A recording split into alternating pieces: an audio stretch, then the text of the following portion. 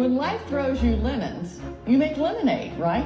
Well, that's exactly what a little 6-year-old Huntsville girl did to honor her mom and in turn help other moms.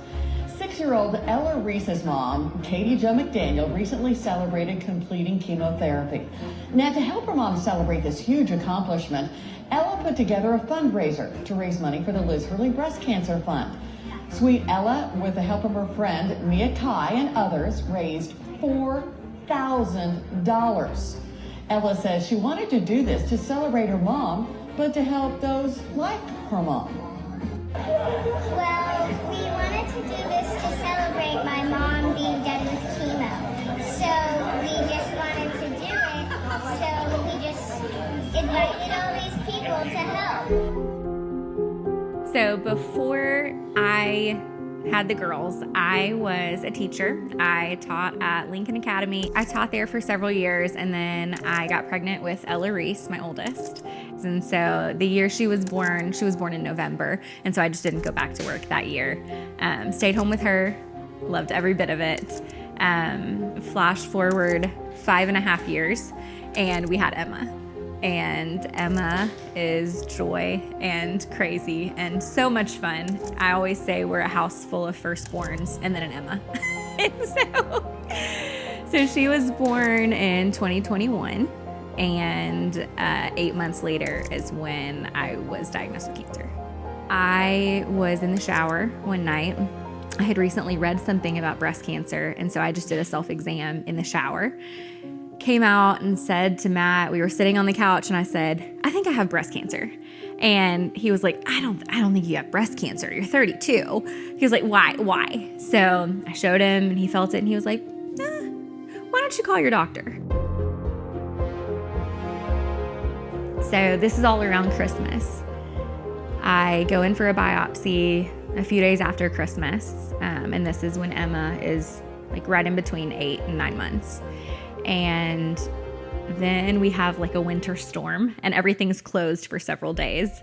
So it took me like 5 days to hear back of whether or not, this was malignant. At that point, Matt had just left to go to work. So I'm here with, at the time, my kindergartner and my 8-month-old. And thankfully it was snowing, and that's magic. And so I sent my kindergartner outside to play in the snow, and I stuck my little 8-month-old in a little bouncy seat in front of the TV because I knew in that moment I was about to get a call that was going to change everything. And I did. And so they called and, said, hey, unfortunately. And you hear that word, and then your life is changed in a moment. But when she got the call, I was at my desk, dropped everything, and kind of ran out, and then called my people I work with and told them what I was going home for. But it was the whole world kind of just stopped. So I go in to Clearview for the first time, having never been in there. Again, I'm 32. I have this long red hair. I look as healthy as they come, and I walk in and I'm like, what are we doing here? I'm terrified. And then Daniel Schrader walks in, and he changed everything. And so I felt like I had the first glimmer of hope after our meeting with him. He walked in, he looked at everything, and he said, this is going to be really hard. It's going to be a really hard year. And we're going to get through it. And we're going to do this, and we're going to walk you through it every step of the way. You're not going to be alone. And I remember Matt and I just kind of looking at each other and being like, okay, I guess we're going to be okay. So I went through 4 rounds of the one they call Red Devil. It's the really hard chemo. That one was extremely challenging, especially being a young mom. It was the first time in my life that I had to let go of a lot of control on my kids' lives. And that was devastating, but my kids were okay. And people showed up for us, and people cared for not only me, but cared for them in a way that I will always be so grateful for. And I will say, like, from Daniel Schrader to his nurse practitioner, Melanie, I had a favorite nurse, Tara, and Tara was my nurse my very first day. And, I go in, again, I'm terrified. I have no idea what to expect. And she just comes alongside of me, and she is just such a joy and a calm presence. And I trust them. And it's hard to trust people with your actual life.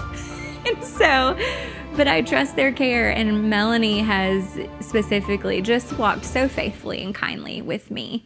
And I am so grateful for that relationship that God has brought me through this. And then Daniel, I'm like, the minute he walks in, he's like, hey girl. I'm like, hey Daniel, because in my mind, we're best friends.